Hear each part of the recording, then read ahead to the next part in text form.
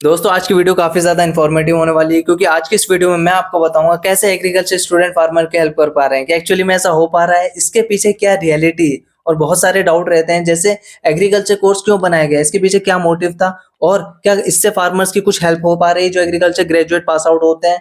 और जितनी भी इनकम होती है एग्रीकल्चर से रिलेटेड, फार्मिंग से रिलेटेड, क्या सारी टैक्स फ्री होती है? तो इसका आंसर है नहीं, सारी टैक्स फ्री नहीं होती है। लेकिन बहुत सारे लोगों को इस बारे में आइडिया नहीं होता है और वो लॉस कर जाते हैं, काफी सारी चीजों में वो पीछे रह जाते हैं। तो ये वीडियो काफी ज्यादा इन्फॉर्मेटिव होने वाली है। दोस्तों मैं एग्रीकल्चर स्टूडेंट हूँ और मेरे फादर भी फार्मिंग एग्रीकल्चर से इन्वॉल्व रहते हैं, तो उन्हें काफी एक्सपीरियंस हो गया इस चीज का। तो इस बेसिस पे मैंने वीडियो अच्छे से डिजाइन किया आपके लिए। पूरे यूट्यूब पे ये वीडियो, इस टॉपिक पे वीडियो आपको नहीं मिलेगी, तो वीडियो काफी ज्यादा इन्फॉर्मेटिव होने वाली है। वीडियो को बिना स्किप किए कंप्लीट देखना। तो चलिए वीडियो को स्टार्ट करते हैं। Some parents thought if you are doing agriculture you can't settle in your life। कुछ पेरेंट्स का कहना यह है अगर आप एग्रीकल्चर में इन्वॉल्व करते हो अपने बच्चों को या फिर एग्रीकल्चर से रिलेटेड, फार्मिंग से रिलेटेड कुछ काम कराते हो तो वो सक्सेस नहीं कर पाएगा, वो हमेशा स्ट्रगल करता रह जाएगा। और ये उनकी गलती नहीं है।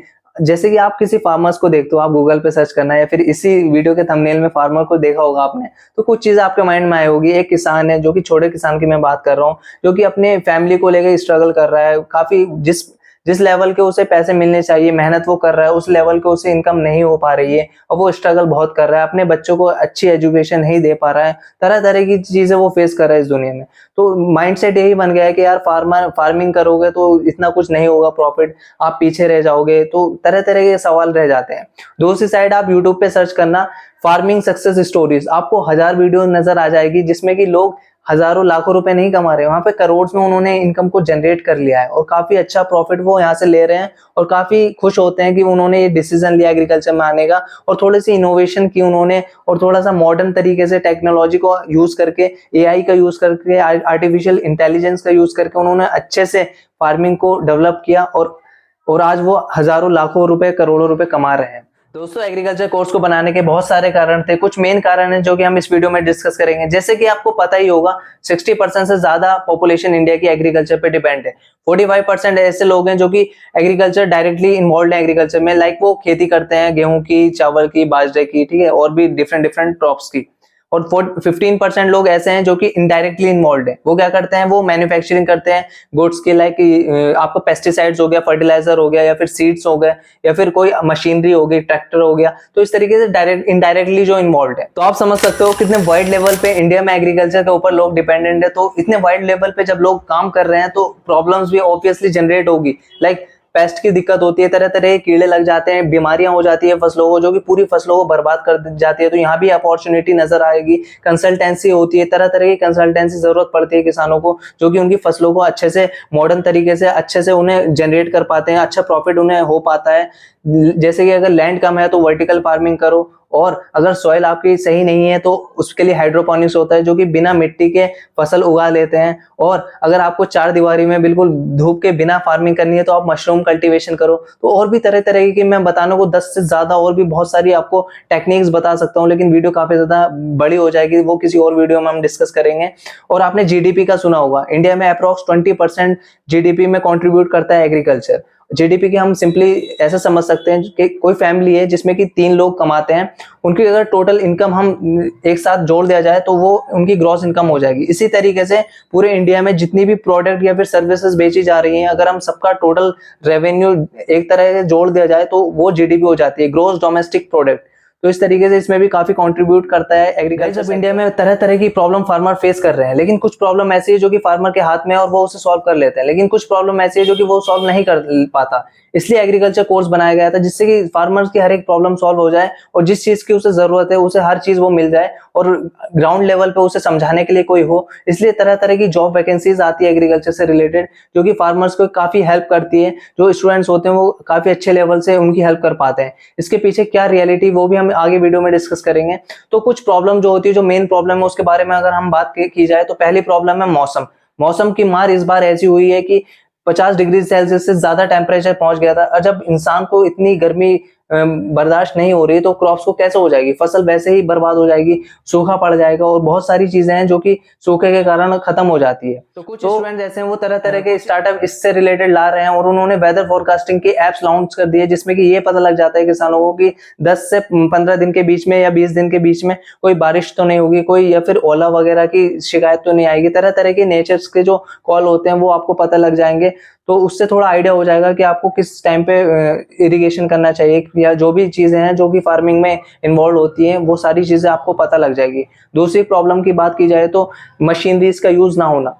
अब बहुत सारे फार्मर ऐसे हैं जो कि मॉडर्न तरीके से मशीनरी का यूज नहीं कर पाते हैं, उनके पास या तो फिर इतने पैसे नहीं होते हैं या फिर इतनी नॉलेज नहीं हो पाती है कि वो उस लेवल तक पहुंच पाए।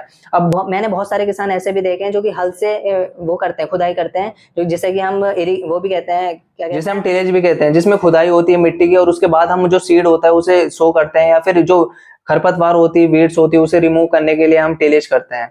तो तरह तरह की प्रॉब्लम जो होती है फार्मर्स की वो सॉल्व हो जाए, इसलिए नॉलेज का होना काफी ज्यादा जरूरी होता है। और नेक्स्ट चीज आ जाती है सिलेक्शन। रॉन्ग क्रॉप सिलेक्शन मतलब किसी ऐसी फसल का चुनाव कर लेना जिसको कि ज्यादा प्रॉफिटेबल ना हो, मार्केट में उसका इतना वैल्यू, इतना प्राइस ना हो, तो इस ऐसी फसल को अवॉइड करना चाहिए किसानों को। थोड़ी सी इनोवेशन करने की जरूरत है। जो भी ये लाखों रुपए कमा रहे हैं फार्मिंग से, उन्होंने थोड़ी सी इनोवेशन ही की है, तब जाके वो अच्छा रिटर्न यहाँ से निकाल पा रहे हैं। हम एग्जाम्पल के थ्रू समझते हैं। एक होता है गेहूं। गेहूं आपको मार्केट में कितना मिल जाएगा, 20-22 रुपए किलो मिल जाएगा।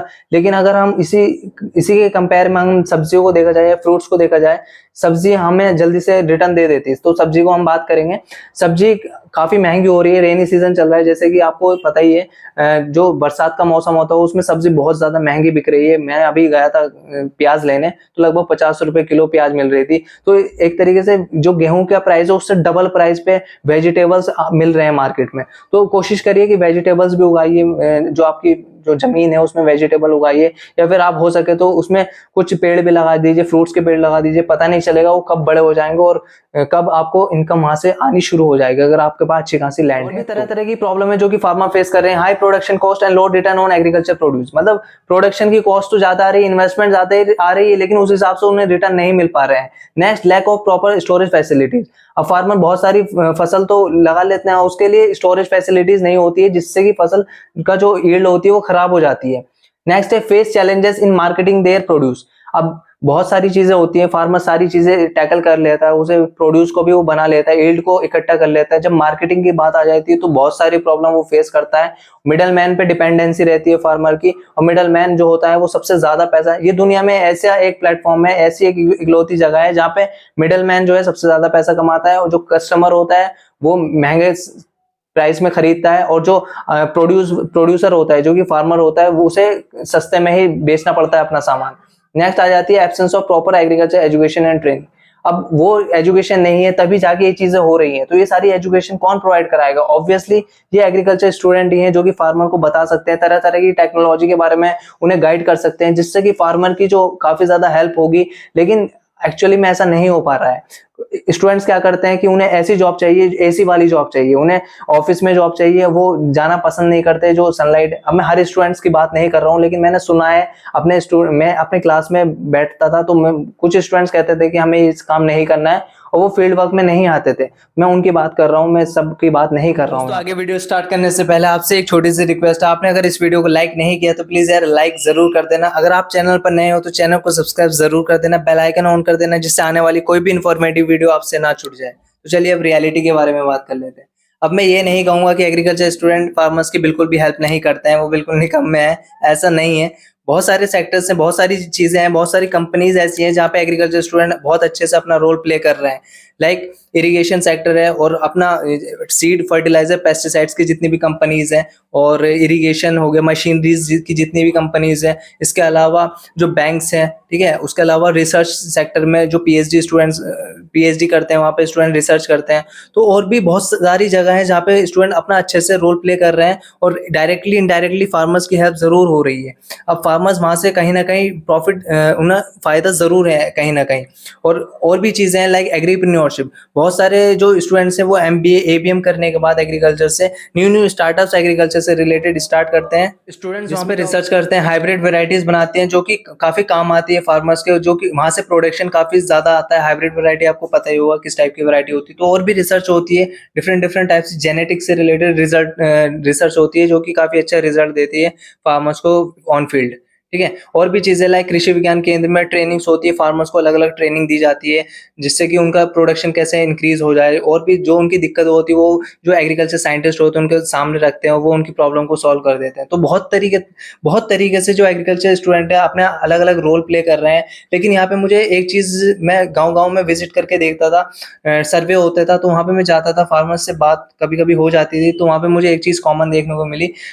जो फार्मर्स होते हैं वो एग्रीकल्चर स्टूडेंट्स की बात तो सुन लेते हैं, लेकिन उसको फॉलो करना में उन्हें थोड़ा एडजस्ट होने में टाइम लगता है, क्योंकि यार कॉमन सी बात है, अब गलती उनकी भी नहीं है, उनकी लैंड है, वो भी जो कि उन्होंने लीज या फिर रेंट पे ली हुई है 2 साल के लिए, 3 साल के लिए या फिर 5 साल के लिए। अब उसमें वो एक्सपेरिमेंट नहीं कर सकते, उनका खाना पीना वहीं से हो रहा है। अब वो एक्सपेरिमेंट करेंगे तो फिर हो सकता है कि उसमें कम हो जाए। अब जरूरी नहीं है कि जो हम न्यू एक्सपेरिमेंट करते हैं उसमें हर बार प्रोडक्शन इंक्रीज हो, तो उन्हें थोड़ा रिस्क लगता है, तो वो हर चीज में इसमें एक्सपेरिमेंट करना नहीं चाहते। वो जो पहले से सालों साल से खेती करते हुए आ रहे हैं उसी चीज को फॉलो करते हैं और अच्छे से उसमें ग्रो करते हैं। दोस्तों अब मैं आपको एक कड़वा सच बताता हूँ, एक अच्छा किसान जो कि काफी टाइम से खेती करता हुआ आ रहा है उसे ज्यादा नॉलेज होती है एक एग्रीकल्चर ग्रेजुएट से जिसने BSc एग्रीकल्चर कंप्लीट कर रखा है। यहाँ बात हो रही है प्रैक्टिकल नॉलेज की। ये बहुत बड़ी बात है, क्योंकि ऐसा होता है ना, एग्रीकल्चर में 3 इयर्स तो आपको क्लासरूम के अंदर ही पढ़ना पड़ेगा, बाकी जो 4th ईयर होगा उसमें क्या होगा, आपको ट्रेनिंग्स वगैरह होगी, इंटर्नशिप वगैरह होगी। उसमें क्या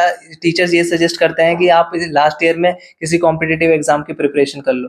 अब मैं ये नहीं कह रहा जो 3 इयर्स होते हैं स्टार्टिंग के BSc एग्रीकल्चर के उसमें प्रैक्टिकल बिल्कुल नहीं होगा, उसमें भी होते हैं, PCB होते हैं, प्रैक्टिकल क्रॉप प्रोडक्शन।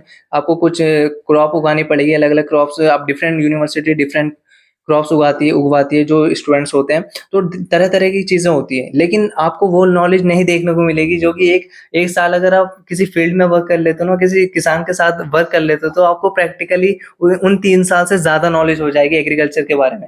लेकिन थ्योरेटिकली अगर बात की जाए तो एग्रीकल्चर ग्रेजुएट्स को ज्यादा नॉलेज होती है एज कम्पेयर टू फार्मर, और उसे नई नई टेक्नोलॉजीज के बारे में पता होता है जो कि फार्मर्स को नहीं पता होता है। बाकी जो साइंटिफिक चीजें होती है वो भी फार्मर को नहीं पता होती है, वो उसे ये पता होता है कि इसे करने से ये फायदा होगा, लेकिन इसके पीछे की साइंस फार्मर को नहीं पता होती है। मैं जितनी भी चीजें किसी को बताता हूँ ना, जो अच्छे फार्मर्स होते हैं उन्हें पता होती है वो चीजें, लेकिन उसके पीछे की साइंस उन्हें नहीं पता होती है। मैंने ये चीज ऑब्जर्व की है काफी किसानों के अंदर, तो इस चीज का आपको अच्छे से ध्यान रखना है। और दूसरी चीज, एक प्रॉब्लम और है, ऐसा होता है ना कि जो एग्रीकल्चर में 3 इयर्स होते हैं स्टार्टिंग के, उसमें आपका जो सिलेबस होगा वो इंग्लिश में होगा, इंग्लिश में आपको पढ़ाई करनी पड़ेगी, लेकिन फार्मर्स तो इंग्लिश नहीं जानते। अब ऐसा होगा कि उन्हें हिंदी में समझाना पड़ता है, तो आपको उन टर्म्स की हिंदी पता होनी चाहिए। लाइक इरिगेशन है, इरिगेशन कहते हैं सिंचाई को। अब किसान को ही तो नहीं पता कि इरिगेशन सिंचाई, उसे तो इंग्लिश टर्म नहीं पता है, तो उसे आपको सिंचाई हिंदी में ही समझाना पड़ेगा। ये मैंने एग्जांपल दिया है, ऐसे बहुत सारी टर्म्स है जो कि आपको हिंदी में पता होनी चाहिए, तभी आप अच्छे से फार्मर के साथ कम्युनिकेट कर पाओगे, उसकी प्रॉब्लम को समझ पाओगे और उसे सॉल्व कर पाओगे। दोस्तों स्टार्टिंग में जो मैंने आपको बताया था कि 100% एग्रीकल्चर इनकम टैक्स फ्री नहीं होती है, उस बारे में हम आप बात करेंगे। दोस्तों जैसे आप कुछ ग्रो कर रहे हैं, लाइक आप वीट की क्रॉप ग्रो कर रहे हैं, या फिर आप राइस लगा रहे हैं, या फिर आप मक्का लगा रहे हैं, या फिर कोई भी फसल आप लगा रहे हैं, तब तो अगर आप उसे बेचते हैं मार्केट में, तब तो ऐसा है कि उसमें टैक्स नहीं लगेगा। लेकिन कुछ एक्टिविटीज, कुछ प्रैक्टिसेस, कुछ बिजनेसेस ऐसे हैं जिसमें कि टैक्स लगता ही लगता है। लाइक बिहाइविंग हो गया, जो कि आप मधुमक्खी का पालन करते हो, उसे अगर शहद को बेचते हो तो उसमें टैक्स लगता है। लाइक आपका डेयरी फार्मिंग हो गया, पोल्ट्री फार्मिंग हो गया, इनकम फ्रॉम सेलिंग मिल्क और ghee, commission received by broker और sale of crops, interest income on crop loan पे जो इनकम आती है उस पे भी इंटरेस्ट वगैरह लगता है, तो उस पे भी टैक्स लगेगा। कमीशन रिसीव्ड बाय ब्रोकर, ठीक है। Income from spontaneous grown trees, कुछ ट्रीज आपने ग्रो कर दिए, उसे बेच रहे हो डायरेक्ट, तो उस पे भी टैक्स लगता है। बाकी कोई भी चीज जिस पर टैक्स लगता है बहुत बारीकी से आपको उसे देखना है। लाइक शुगर केन का अगर हम एग्जांपल ले, शुगर केन में क्या होता है, अगर आप डायरेक्टली उसे ग्रो करते हो, कल्टीवेशन करते हो शुगर केन का, और उसकी फसल को आप बेचते हो, तो तब तो टैक्स नहीं लगेगा। लेकिन आप उसका अगर गुड़ बनाते हो, तो उसे बेचते हो गुड़ बनाने के बाद, तो उस पर टैक्स लगेगा। तो इन चीजों का आपको ध्यान रखना है, आप अपने अकॉर्डिंग रिसर्च करना है इस चीज पे, तो आपको पता लग जाएगा किन चीजों पर टैक्स लगता है, किन चीजों पर नहीं लगता है। इसका पता होना बहुत जरूरी है अगर आप फार्मिंग से इन्वॉल्व रहते हो, अगर आप किसान हो, या फिर आपका कोई भी लेना देना है एग्रीकल्चर एक्टिविटीज से। दोस्तों प्रॉब्लम्स तो मैंने आपको बता दी है, क्या क्या एग्रीकल्चर स्टूडेंट प्रॉब्लम्स को फेस करते हैं और वो किस तरीके से फार्मर्स की हेल्प कर पाए, इसके लिए क्या सॉल्यूशन होगा। तो इसके लिए अलग अलग सॉल्यूशन हो सकता है। हम कुछ सॉल्यूशन के बारे में बात करेंगे। तो पहला आ जाता है इसमें, एग्रीकल्चर स्टूडेंट को प्रैक्टिकली इन्वॉल्व होना पड़ेगा। वहाँ पर कॉलेज में जितने भी प्रैक्टिकली वर्क होते हैं, लाइक ऐसा होता है ना कि लंच के बाद प्रैक्टिकल्स होते हैं नॉर्मली कॉलेजेस में, तो उसके बाद क्या करते हैं लोग, आलस करते हैं कि यार स्टूडेंट्स के हम नहीं जा रहे, यार धूप हो रही है, गर्मी हो रही है। लेकिन आपको आलस नहीं करना है, आपको प्रैक्टिकली ज़्यादा से ज़्यादा नॉलेज जब आप लोगे तभी आप फार्मर्स की हेल्प कर पाओगे। तो इसलिए आपको कोई भी प्रैक्टिकल छोड़ना नहीं, भले ही आप कोई सी भी क्लास छोड़ सकते हो मजबूरी में, लेकिन आपको प्रैक्टिकल कभी नहीं छोड़ना चाहिए। प्रैक्टिकल तो बहुत कुछ चीज़ें ऐसी होती है ना, मैं खुद आपको बताता हूँ, मेरी थ्योरी की कुछ चीज़ें मैं भूल चुका हूँ, ठीक है, कुछ चीज़ें होती है माइंड से स्किप हो जाती है, लेकिन जो प्रैक्टिकली मैंने चीज़ें की थी वो मुझे अभी तक याद है। तो ये फ़ायदा होता है प्रैक्टिकल चीज़ों को ग्रैब करने का। सेकंड चीज़ आ जाती है, अगर आप कंपटीशन की सोच रहे हो कि मैं कंपटीशन की तैयारी करूँगा, तो ज़रूरी नहीं है आपको 4th ईयर के बाद ही या 4th ईयर में ही कंपटीशन की तैयारी करनी चाहिए। अगर आपका माइंडसेट क्लियर है, आपको कहीं जॉब करनी है एग्रीकल्चर सेक्टर में, तो आप 2nd ईयर से ही स्टार्ट कर सकते हो और आप अच्छे से जॉब को, उसकी प्रिपरेशन करके आप उसे ईजिली 4th ईयर के बाद उसे क्रैक कर लोगे। आपको ज़्यादा टाइम वेस्ट नहीं होगा आपका। जो मेन क्रॉप होती है, मतलब आपके एरिया में जो सबसे ज़्यादा ग्रोन की जाने वाली क्रॉप है, जिसकी सबसे ज़्यादा खेती होती है, उसकी आपको A to Z नॉलेज होनी चाहिए। क्योंकि बाई चांस आपसे कोई किसान पूछ लेता है कि आप एग्रीकल्चर कर रहे हो, आप ये बताओ, तो आप इजीली उन्हें बता पाओ। तो ये चीज़ आपके लिए होना बहुत ज़रूरी है। अगर आप गाँव से बिलोंग करते हो, अगर आप हॉलीडेज़ में जाते हो घर पे, तो ज़रूर आप फार्मर्स के साथ कम्युनिकेट कीजिए और उनके साथ रहिए। अब फार्मिंग हो रही है तो वहाँ आप जाके देखिए कि प्रैक्टिकली किस तरीके से फार्मिंग होती है, तो आपको बहुत सारी चीज़ें सीखने को मिलेगी। और जब आप क्लास में आपकी क्लासेस लगेगी, टीचर्स आपको पढ़ाएगा थ्योरेटिकली, तो आपको काफ़ी सारी चीज़ें आप कनेक्ट कर पाओगे और अच्छे से समझ पाओगे। और एक चीज़ आ जाती है, फार्मर जो होता है ना, हिंदी में काफ़ी अच्छे से समझ पाता है और हमारा जो सिलेबस होता है वो इंग्लिश में होता है। तो आप कोशिश करिए हिंदी में भी सारे टर्म्स को जान लीजिए, जिससे कि आपको फार्मर्स को समझाने में या फिर बताने में काफ़ी आसानी हो। आपके जो आगे का स्ट्रगल है वो बहुत ज़्यादा कम हो जाएगा, आपको बहुत आसानी हो जाएगी आगे के लिए। और एक चीज़ और है, जैसे कि मेरे एरिया में मैंगो की काफ़ी ज़्यादा अच्छे से खेती होती है, तो मैंने एक चैलेंज लिया है कि ये जो बुक है पोमोलॉजी की, मैंगो के मतलब फ्रूट्स, पोमोलॉजी मतलब स्टडी ऑफ फ्रूट्स के बारे में मैं सारी ये बुक ख़त्म कर दूंगा लगभग 1 से 2 महीने में। मैं इसे स्टार्ट करके और मैं इसे एक डेली पढ़ूंगा और मेरा यही टारगेट रहेगा कि मैं जल्द से जल्दी से कंप्लीट कर दूं। बाकी मैंने टारगेट लिया है कि 2 मंथ्स के अंदर अंदर ये पूरी बुक मैं ख़त्म कर दूं, क्योंकि मुझे और भी काम रहते हैं। तो सारी चीज़ को मैंने सोचते हुए ये देखा कि 2 मंथ्स में ये बुक ख़त्म तो हो जानी चाहिए। वैसे मैं अच्छे से पढ़ूंगा इस बुक को। आप भी इसी तरीके की डिफरेंट चीज़ें ले सकते हो। आपके एरिया में जो चीज़ें, फ्रूट्स की खेती या फिर वेजिटेबल्स की खेती, किसी भी चीज़ की ऐसी खेती जिसके बारे में आप अच्छे से नॉलेज लेके उस पर मास्टरी कर सकते हो और आप अच्छे से उन सबको कम्युनिकेट कर सकते हो, सबसे बात करके उन्हें अच्छे से समझा सकते हो। दोस्तों आई होप आपने वीडियो को लाइक, चैनल को सब्सक्राइब और बेल आइकन भी ऑन कर दिया होगा। और आपका कोई डाउट रहता है तो नीचे कमेंट जरूर करना, मैं कोशिश करूंगा आपके कमेंट के रिप्लाई करने की। बाकी आप हमें टेलीग्राम से भी हमसे कनेक्टेड हो सकते हो, क्योंकि वहाँ पे मैं जॉब अपडेट्स देता ही रहता हूँ। अभी रिसेंटली कल परसों ही मैंने वहाँ पे एक जॉब के बारे में बताया था, तो आप वहाँ पर भी हमसे कनेक्ट हो सकते हैं। और दोस्तों अगर आप जानना चाहते हो कि 5 एग्रीकल्चर स्टार्टअप्स एग्रीकल्चर स्टूडेंट ने जो स्टार्ट किए हैं, या फिर एग्रीकल्चर से रिलेटेड जो स्टार्टअप्स हैं जो कि इंडिया में रन कर रहे हैं, उसके ऊपर मैंने एक बहुत अच्छी डेडिकेटेड वीडियो बना रखी है। आप चाहो तो एंड स्क्रीन में वो वीडियो आपको शो हो जाएगी, आप उस पर टैप करके वो वीडियो वॉच आउट कर सकते हो। और आप अगर ये जानना चाहते हो कि एग्रीकल्चर में रिसर्च किस तरीके से होती है, तो agriculture graduate like PhD students की रिसर्च कैसे होती है, तो मैंने एक इंटर्नशिप की थी, प्रैक्टिकली मैंने आपको वो चीज़ें करके दिखाई है। वो वीडियो भी आप चेकआउट कर सकते हो, मैं वो भी एंड स्क्रीन में लगा दूंगा। मिलता हूँ आपसे उसी वीडियो में, तब तक के लिए बाय।